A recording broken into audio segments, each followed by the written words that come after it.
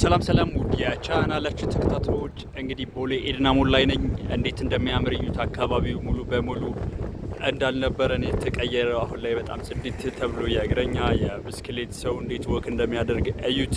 ቦሌ ኤድና ሞል ወደ 22 የሚወስደው መንገድ ላይ ወይም ደግሞ አለምነሽ ፕላዛ ቀጥዬ ፊት ለፊት ነው የቆምኩት ማለት ነው።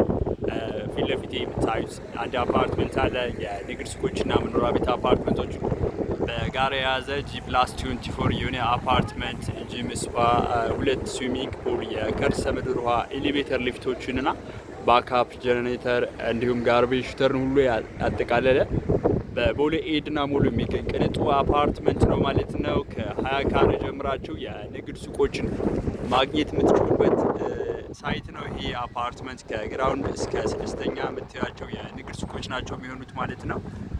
ታዲያ የንግድ ሱቆቹ ከ20 ካሬ ጀምራችሁ እስከምትፈልጉት የካሬ አማራጭ ከግራውንድ እስከ 6ኛ ድረስ ነው እየሸጥን ያለ ነው። ታዲያ ቦሌ ኤድና ሞል እንደምታውቁት ጥሩ የኢንቨስትመንት አካባቢ ነው። የአፓርትመንት ወይም ደግሞ የንግድ ሱቅ ገዝታችሁ በታከራዩት ከምንም በላይ